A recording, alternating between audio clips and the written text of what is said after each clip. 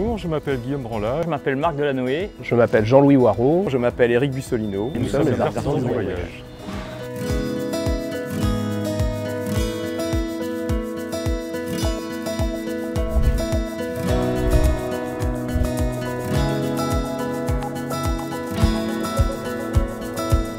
Un aérogare, c'est un élément qui permet d'apporter une qualité de service aux passagers. Donc on avait une ambition également d'augmenter cette qualité de service, d'améliorer l'expérience client et que cette expérience client elle soit cohérente par rapport au territoire. Donc aujourd'hui, au milieu de ce bâtiment, je suis particulièrement bien. Il y fait bon et aussi très satisfait de la réussite et particulièrement fier d'avoir participé à cette aventure. En tant que directeur développement durable, mon rôle a consisté à être le garant de la bonne application de la stratégie environnementale et énergétique de ce projet. L'idée est de faire en sorte que le bâtiment s'intègre dans son environnement et non pas l'inverse. Il fallait identifier quels étaient les atouts du site en termes de ventilation, d'éclairage et de s'en servir pour concevoir le bâtiment autour. Je pense que l'ensemble de nos partenaires peuvent être fiers de l'aventure collective qui a été menée à bien aujourd'hui sur l'aéroport et de l'empreinte qu'on va laisser sur le territoire réunionnais puisqu'une aérogare, c'est une empreinte pendant 40, 50, 60 ans et je crois qu'aujourd'hui on peut en être fier. Alors le projet se tourne essentiellement sur une dimension bioclimatique très forte et la volonté du maître d'ouvrage de ventiler naturellement l'ensemble de cet espace a été le point fondamental de notre conception. Alors les grandes étapes du chantier, ce chantier est allé très vite.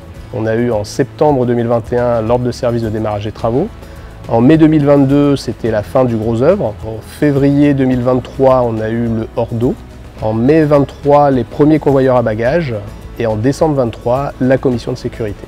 On a créé une direction dédiée pour la réalisation de ce projet, donc on appelle la direction NAO, dans laquelle il y a 8 collaborateurs.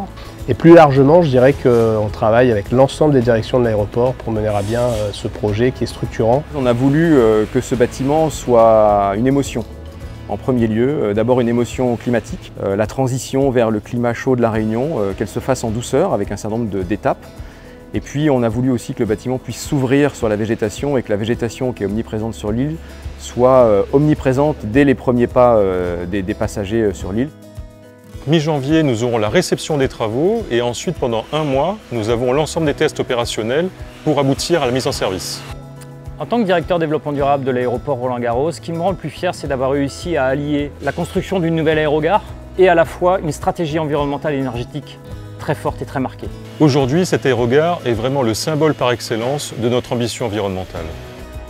Pour moi, être artisan du voyage, c'est apporter sa pierre à l'édifice pour que les Réunionnais soient fiers de ce bâtiment et qu'ils puissent exprimer la beauté de l'île.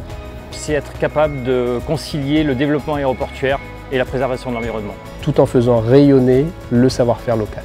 Pour moi, être un artisan du voyage, c'est créer une émotion unique pour mettre en valeur, connecter le voyageur avec le lieu, avec la destination où il arrive.